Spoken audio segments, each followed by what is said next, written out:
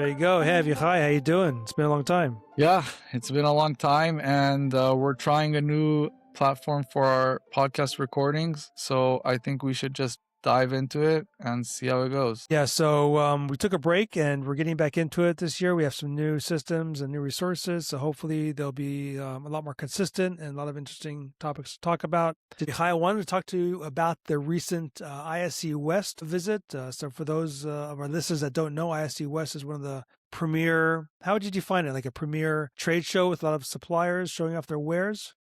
It's the main annual show of security, and you could see their content. A lot of content is going on during those days. And there's the expo hall that's huge, and there's a ton of suppliers from all around the world. Products, services, the whole range. Robots, there were a lot of robots walking around the hall as well, showing off the dancing moves that we all seen online. So yeah, it was very, very interesting.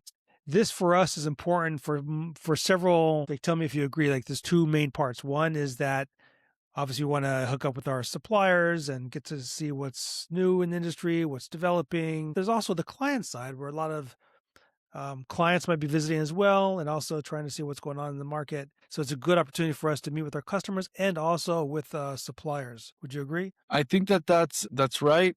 But for me, as the CTO of our company, I think that there's another dimension to this where I try to actually interact with companies that are less familiar and less known to us, especially to our type of clientele, which is mainly bigger corporations, just to be able to see the more promising products, maybe like the more innovative products that could give us some ideas if in the future we encounter challenges with our clients' needs, we would be able to approach it through a different product, for example. Okay, cool. So what's your overall takeaway?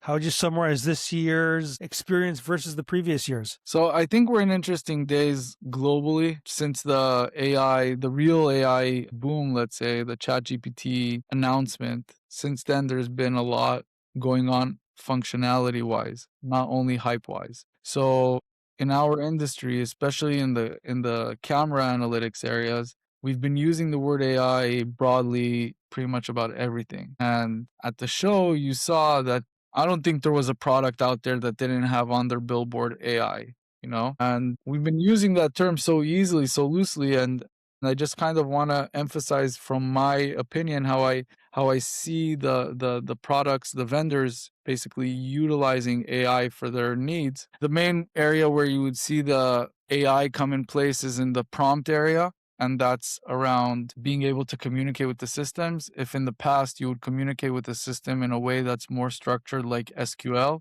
saying, I want to select a table that has this information, this data, show me that. Now I could use natural language and basically say, I woke up in the morning and I'm very happy. I want to see all the dogs that were in the footage in the last 24 hours, right? I could do something like that, and the system will come back to me with good results relatively to my very unstructured question. Right. Now, that is a usage of AI, but I have to say that for me, that it doesn't really show that the system is utilizing AI, right? If I'm taking, for example, access control systems, I would really want to know how are they putting in the back end engine that runs all the data through that engine, and therefore in the future we will be able to automate more, meaning it would be more autonomous. I don't think we're there yet, and I think that one So of the biggest sorry, you're getting it deep here, but just at a higher level, did you not? I realize everybody's talking about AI, but did you see any of the features that made you exciting at all? yeah again, around the area of prompting, it is more advanced than the past. It's better. It Okay. is better. Like if you take let's go 3-4 years back, when you would get a presentation around AI or analytics with video, you'd see the process that you have to go through in order to identify a red shirt, right? Now that's a non-issue.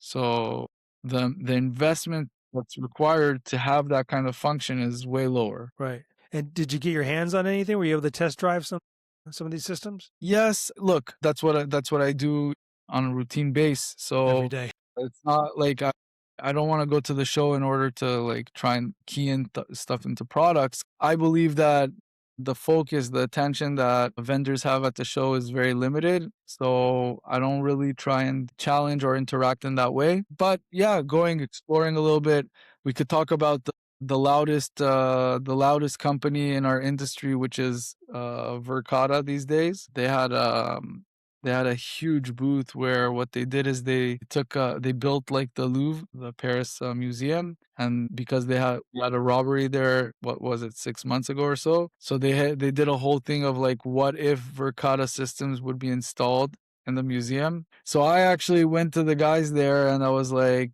so really, what if there was Verkada? Would you be able to prevent this burglary? And I didn't get any answers for that. So it would be interesting to know if a vendor could come up and say, if you had my products, you wouldn't have this problem, which you and I know that it doesn't end with the systems. There's people, procedures, Right. Of there are a course. lot of other things around security. But tell me, does it change your view on how AI is developing at all? In terms of we've talked a lot about this, of course.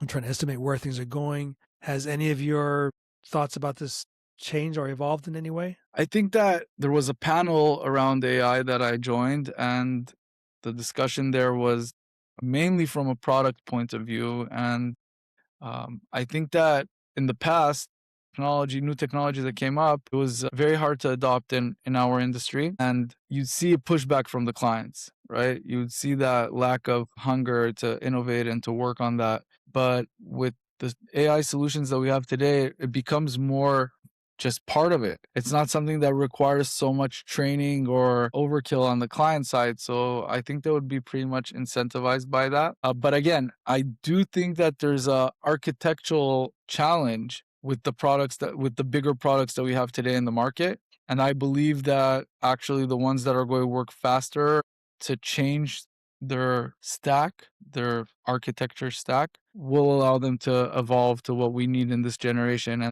And what we do need, and this is something that we always talked about, and there were different PSIMs solutions that come out, but we need it all to be in one experience. We need it all to be integrated, working together smoothly. And that's something that doesn't exist because of the situation, the dynamic that we have between vendors and the set of products. Okay, and I was reading one of the summaries there, and it was about a new product launched by Brevo that they received some sort of prize. Did you have a chance to see that? Which one exactly? I think it's called Eva. That's their AI, right? Eva. As AI video agent, like we talked about using natural language. That's supposed to got a prize. I thought that was interesting. Yeah, I Other didn't than see. Kata, Brevo is also one of the leading players in this field. I actually went to the awarding of the prizes and I didn't see them there, but it could be that was a different event. Yeah, Brevo is definitely a company to pay attention to. I think that if you look at especially the fact that Eagle Eye and Brevo finally decided to become one, it's all going to be under one platform, under the Brevo ecosystem. So they definitely position themselves in a better place right now. I'm optimistic about their solutions. They also have strong integrations and just really good potential. That's great. That's excited to see. And tell me, other than AI, obviously that's all the hype. What else was interesting there that maybe got lost in all the AI noise? So look, I don't want to, this is something that could be maybe different discussions, but I'll bring up three things. Okay. One is the robotics aspect, which I think is very interesting. Where is it going and how do we utilize it in security? I think in the last 5 to 10 years, we've been looking at it as something that helps with the patrolling, right? Mm-hmm. But there have been challenges with that. The ROI is not great and maintenance of these robots is not great. But now you see that they offer you robots that you basically connect to your platform and use the robots just as commodity hardware. And I think that's very interesting. So imagine that Brevo or any product takes um, a robot from manufacturer A and they plug it into their ecosystem and now all of a sudden this robot is part of their system natively. So I think that's something to pay attention to. I like And that. sorry, any examples of applications for robots that you can share with our listeners? Yes, the patrolling is obviously one of the basic ones. When you're talking about being in a factory, for example, and making sure that some standard is held there, security standards as well. When it happens live, it's not something that like a robot that's patrolling could help you, and not always a video system could help you. You know, even if alert comes up, it might be too late. But when you have boots on the ground, when you have something that's walking around there, that could help prevent a lot of mistakes. So I do think that there's value to that. The Okay. second area, which I think is interesting, is the whole air areas. We have a lot of drones. The development of drones has been booming in the last year. We could talk also about a lot about drones. There are different techniques for the drones and pros and cons for different drones. But if we take it to the consumer aspects, right, we're talking about using drones for delivery of food. We're talking about using drones for commuting, meaning they're talking about here in LA about the Olympics to have a service where people could take a taxi in the air. And for me, the question that comes up is not about the drones and using drones for that, but how do you create a secure airspace? Like it's not up in the sky like planes. It's somewhere in between. What is the security standard? Who dictates that? It's a lot of good questions, I think. I know that different governments are trying to take over that part, but in the end of the day, to create a global standard, there's someone needs to go, like just dive deep into that. Of course. So this can be used on both sides, obviously, right? So it's a security risk on one hand. On the other hand, it can also be as well. 100%. And the third one to pay attention to is, and Jensen, the CEO of NVIDIA, announced also that he's creating hardware that would be supported, that would be space ready. And when we're talking about like out of space and under the ocean, in order to try and put servers there, because right now what's happening in the data center world is energy is the real bottleneck, and there is a need to find energy or to find other ways to cool down your systems. Cooling is part of the energy consumption. And I think that a big question would be what would be the right security solutions for all of that? It's interesting how security is not going anywhere, right? It's not going to be AI taking over your security measurements. No, I was thinking about that. Like Elon Musk talks about putting data centers in space. So the next thing can happen is some malicious player, points a satellite there in some fashion. Like, how do you protect against that? They talk about the same thing with underwater cables, the internet cables in the waters. Yeah, interesting. A lot of things to think about. Did you see something about that in ISC? Not really. I did go to a meetup around drones, and they were talking about drones and drone regulation, but nothing around like something like this, like advanced like the servers and data centers. I also went to a conversation about data centers, and again, this isn't on the right here right now. Right here right now in data center world is how do you take these huge data center farms, which is like like acres and acres of land, and how do you secure them properly? How do you implement a project at that scale? There are different levels of complexity, and us in BluOcean, we've been learning that part and participating in our way, and we believe that that's one of the stronger vectors in the industry right now. Cool. Okay. Anything else you want to add before we wrap this up?